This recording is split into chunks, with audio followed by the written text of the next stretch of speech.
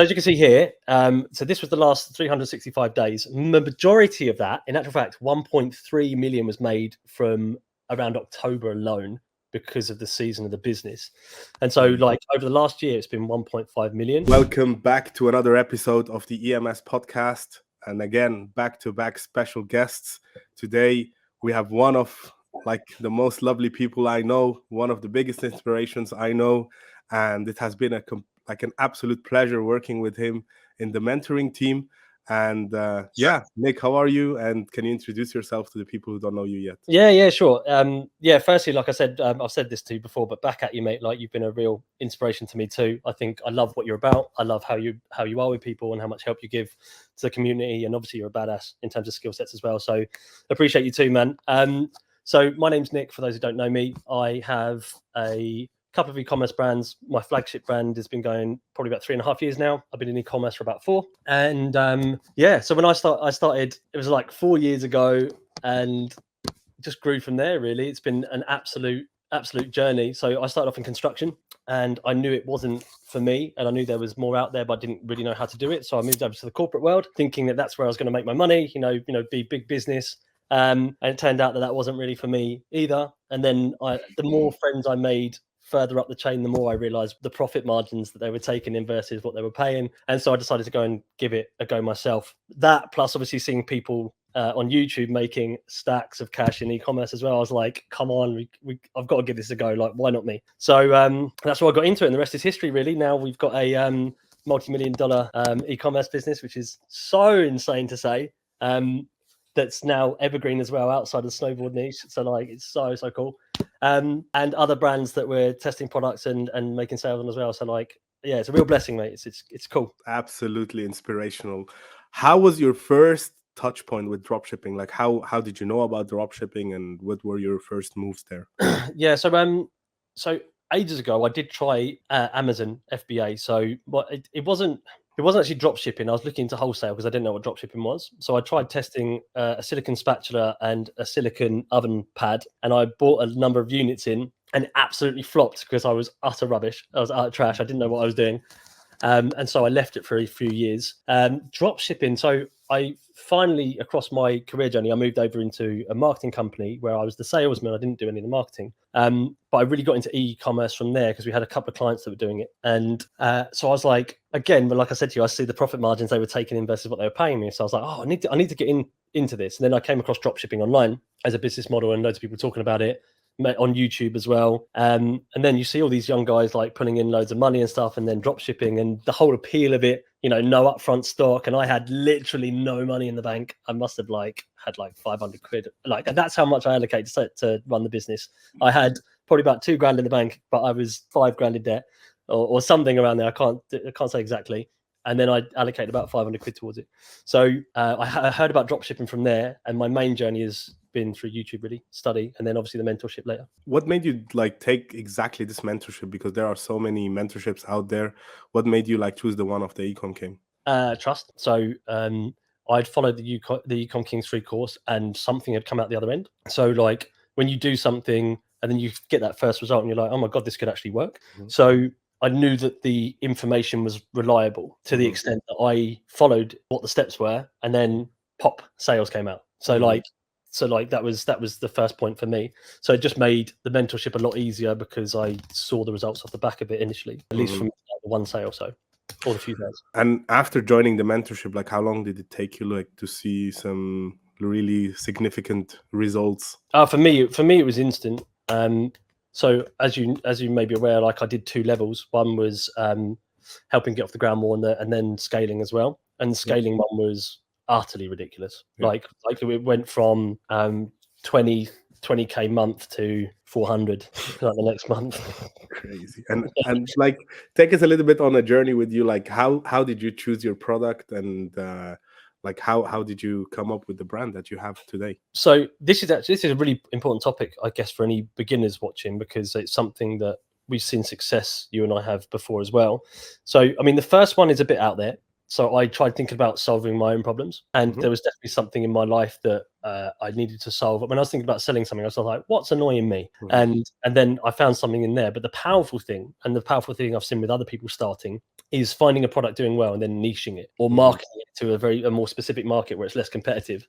And I think that was the key, really, for the success initially, was that I took something that was already doing well broadly and then took it to a very specific market, almost unknowingly, initially. But that's what actually got me off the mark straight away. And I think that's really important for people to do. Like, if you're trying to sell against everybody else on Facebook, you're just going to end up bidding against each other. Whereas if you can find a market that you can speak to specifically, then it's less competitive, even though there's a smaller pool. So I think that was quite a significant thing for me in terms of finding a good niche and good sales. Amazing. And how long have you been working on this brand now? 3.5 years. Amazing. So one question, like a lot of people will be asking, like, what are the results that you have achieved so far? And I suggest like that you can guide us through your results. Okay. Yeah. What I'm going to do, I'll tell you what I did year on year, and then I will take you through a snapshot of how last year went. And then because we've recently tackled a new market, because as most people that know me, my brand was seasonal. So I'll take you through that. So year one, first 5K in profit. So like when I started, so like I'd made my first 5K, which was the most money I'd ever taken home personally that I'd generated myself. And then obviously Chinese New Year happened and we made quite a few losses. And then the next year, I managed to get myself to about 5K profit a month, but only during season. The third year was when we had our first 400K month. And then we consistently hit 300 to 500K months throughout season. Amazing. And then we tried hitting new markets, and then it went absolutely dire again. And then this year, we have done the same numbers, which I'll show you in a minute. Slightly less in revenue, but way more in profit, which is so sick. So we've been doing 30 to 60 grand profit margins every month for sure. It's been and 30 is on the lower side for sure. Most of that throughout season was not like that. So let me share my screen with you quickly. Exactly. Very good. Here we have it. So as you can see here, so this was the last 365 days. The majority of that, in actual fact, 1.3 million was made from around October alone because of the season of the business. And so over the last year, it's been 1.5 million, which is so sick. And if you look at the curve on here, you can see where it's dropping. However, looking at what we've been doing the last 7 days, because we've been looking for new markets. So if you look at our curve coming up, so we were desperate to try and get ourselves into a new market to try and not be seasonal. So what we've done is we've reinvented the brand. We tested 4 products, 1 tanked, 1 did okay, and 2 were really profitable. And so we've been scaling that up, and we hit our first 10K day yesterday. Let's go. Yep, let's go, buddy. So it's going really well as well. And this is great news for us because that means now we can sell evergreen all year round on our major brand. So it's really cool, really good results. So over the however since I've started, I can't remember exactly what it is, but it's something like 3.5 million or something like that. Absolutely amazing. And now, what does it take to achieve such numbers? On the last podcast, we had Carl Weischer here, and he said, like, if he would start dropshipping today, he would hyper obsess about marketing. What's your take on that? I totally agree, but I totally fangirl Carl Weischer anyway. A lot of his content that I watch has made me one of the marketers I am today. But I totally agree. So I know we talked before about beginners versus scaling, and I'd love to touch on that at some point. But in terms of doing the serious numbers, it does get that way. Like, you want to become, as Carl says, like a 1% marketer. So, and I came off a mastermind that he ran recently, came off fired up because it was exactly the sort of stuff that I was preaching and some of those gaps I wasn't doing.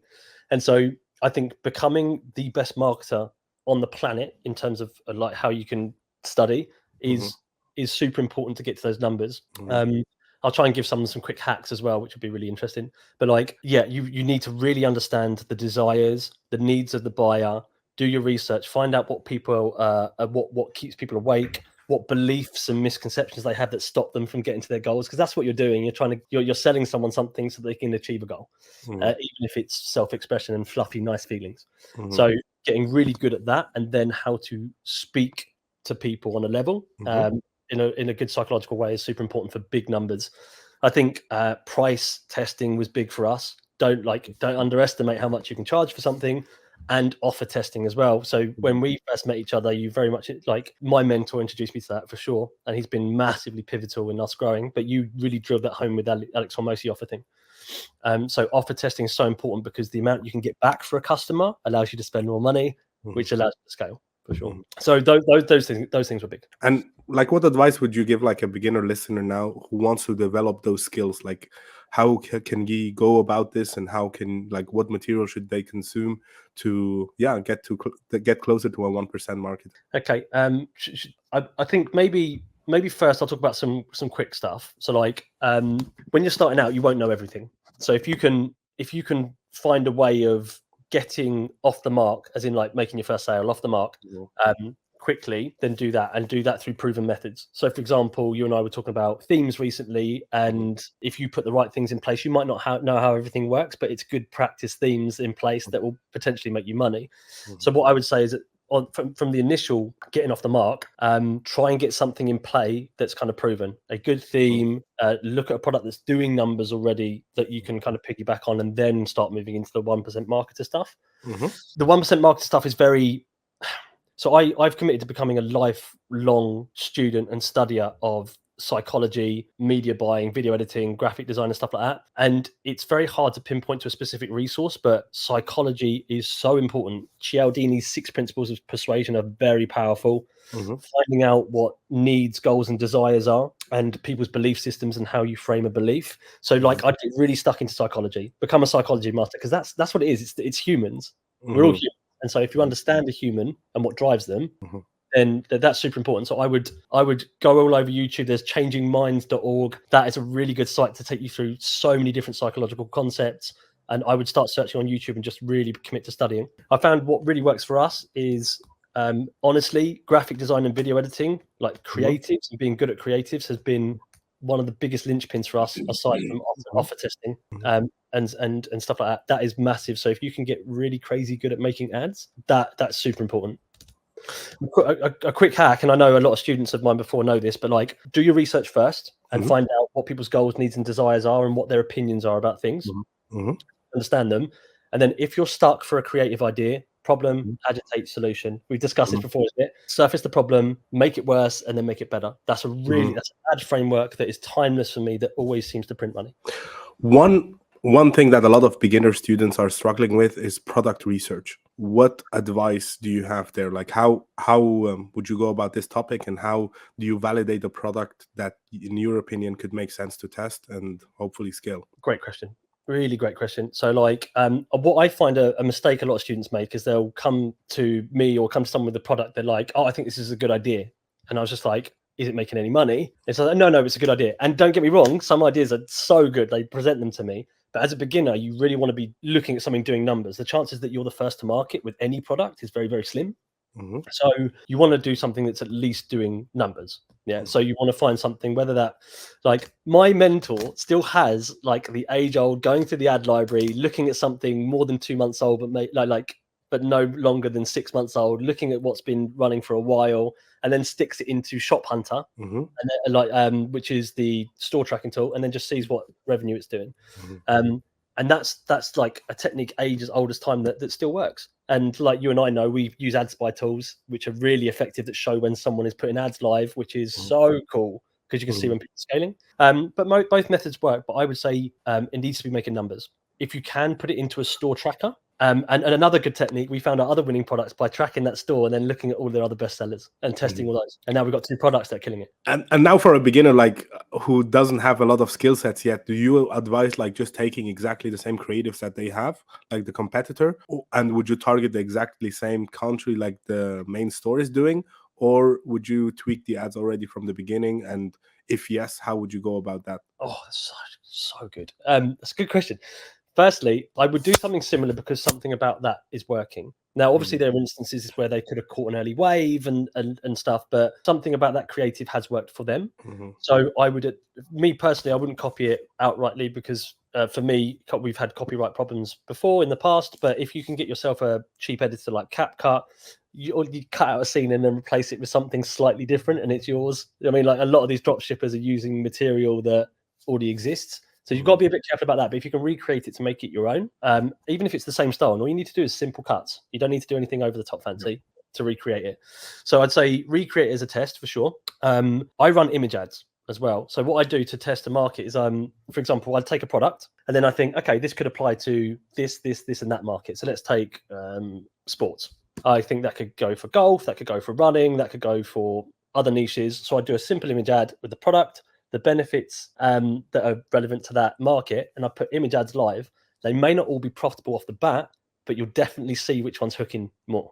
And then I've focused and doubled down on making creatives for that particular niche. So that's worked really well for us. So beginners, if they can get some simple image ads out the door that test little angles, you never know, one could just pop off. You never know if like a runner for your product might be interested. So that works really well for us. For sure. I think now is the perfect time to make the switch from beginners to scaling. So imagine someone has now found a product, they created their own ads, they're seeing a great ROAS, and they feel like, hey, this is something that I could scale.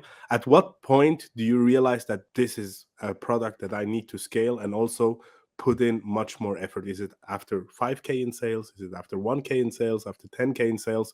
With your experience, like, what do you think? When do you feel like a product has potential and I need to level up to take it to the next level? Yeah, for sure. Let me round the last point off by saying about study. It's just like constantly be studying, by the way. Even if you're getting image ads live, you have to commit to becoming the best. I'd say to people, don't be lazy with it. And like, it's very easy to like, I know it's resource intensive to work, but don't be lazy with it. You have to fully commit because loads of people coming into dropshipping that will try and compete as well. So you have to become the best. In terms of scaling, that's a good question as well. So for me, mate, it really depends. So if it's above break even and I don't feel like my ads are good enough, and I'm making sales, let's say I've image tested, and I've got some that are doing well, some are slightly below break even, I would do a second round worth of testing because I'd be like, well, those images aren't the best thing I can do. So that to me could be promising. And then once you've got that, I would be, you need to be above to be scalable, you need to have a great ROAS. That's the thing, which for me, you need a banging creative and a good page for people to take it to. So for us, from a scaling perspective, we didn't scale our ads until they're at least above a 2.5 ROAS, which is one above break even, which is a 1.5. So we wouldn't even scale it if it wasn't that. But the ones that have done the best have been 4, 5, 6, 7, 8. That's the thing. So like you need to get to a stage where you get a massive ROAS, and you'll get that by testing creatives. So getting better at creatives. Yeah, copy the competitor, make your own to start off with, but you need to start making your own ads and making sure you reach a banger, because once you get that, then it's scalable. And then combine that with price testing, offer testing, because that will give you more back for your money. So for example, like the average cost per sale for us can be like 25 quid. Yeah. I mean, it's not at the moment, it's killing it, but when we're scaling, it could be 25 quid. So the more we can maximize our average order value by bundling and making more of an offer at the other end, the more money we can spend on Facebook. So you need to get your ROAS to really decent before you can scale. And so if I was seeing promise, I'd be like, test more offers and make it relevant to what the customer needs, and then keep getting better at creatives. How can I surface the problem? How can I make it educational, inspiring, entertaining? Like, we find that hilarity works like so well because it breaks the ice for people. So like creative testing for sure. And then once you've got a really decent set of ROAS, depends on your break even, but I'm saying like 1.5 for us, it needs to be at least 2.5 before we scale, because it's going to drop when you scale. You know that, like when you put more money into it, that ROAS. So it needs to be scalable. Also, if people need help scaling, a really good nugget of information I got is I went to this mastermind with Carl recently, and a lot of these guys are losing on Facebook because they're retargeting on email and Google. So when they scale, so the ROAS is good at the start, but to scale, what they've got is they've set up Google in place because they've got enough ROAS to be like, this product's worth focusing on. And they've got email marketing in place. And they're saying, look, we're making a slight loss for Facebook because look at what Google's picking up. Because people, they buy your product or they look at it, they're like, oh, I wonder what this is. So they type your brand name in. And so what happens is then you get fed in. And if you give your product a unique name, then you ring fence yourself off from search. So like if you give it generic, everybody's competing for the same brand name. But if someone sees your ad and then you run a Google campaign for a unique name, they'll look it up and then no other competitors. And then you can literally mop up. So like having back-end systems. So what we're doing the same thing, and we have done the same thing throughout season.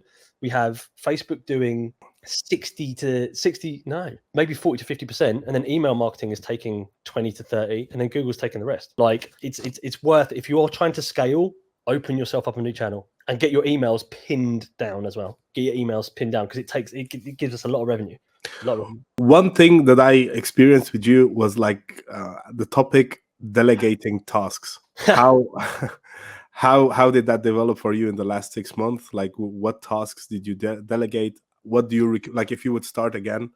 What would you delegate immediately, and what would you do yourself until you reach a certain skill set to delegate it then later? Like, how do you handle delegation now? Oh, mate, I wouldn't say I was the best. I'm good at delegating stuff I don't like.